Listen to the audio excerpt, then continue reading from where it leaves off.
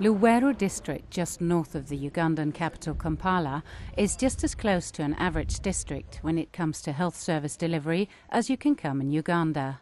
This is one of the most active places because a month more than 130 mothers deliver from this place.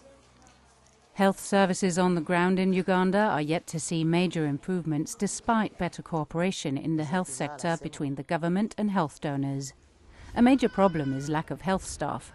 But on this particular issue, Luwero district is doing relatively well. In terms of ranking at a national level, our staffing coverage stands now at 65%.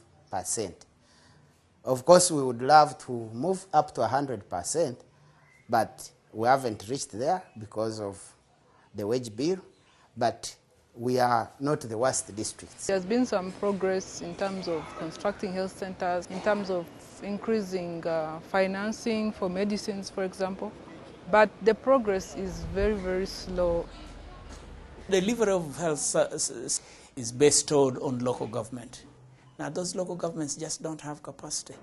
Even the health sector's own annual performance reports show that on average, the local government's staff level is an average of 50 to 53.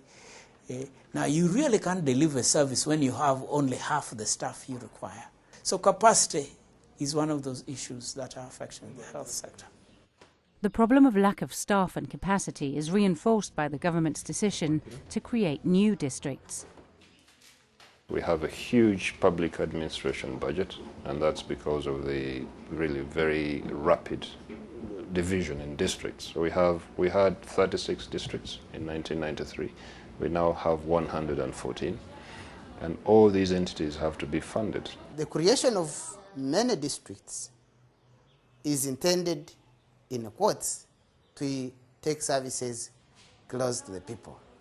But in my view, creating many more administrative units without an increment in the resources means that you are compromising services on the expenses of administration. Sandra Kiapi is Executive Director of a health advocacy NGO which closely monitors the health sector and the problems causing the poor service delivery. A lot of the resources that comes into the country does not trickle down to the grassroots. A lot of it remains in the capital city for meetings, for coordination, and very little of it trickles down to the grassroots, to the people who need the resources the most. This is where we keep our drugs as Luwero Health Center for. Good afternoon. Of course, you see the structure is not really the right storage structure for drugs, but this is what we were able to improvise. Do we have coatem in stock? In terms of medicines and medical supplies, only one packet. You can see we have some, but not all that we require. What about quinine tablets? The drugs that move so fast, we are not able to have them in all the quantities we want all the time. So we expect to run maybe 3 or 4 weeks without coatem. The present chair of the Donor Health Group acknowledges that donors also have a responsibility to focus more on actual service delivery. Too often we rely on meetings and workshops to discuss problems without exploring the real challenges on the ground.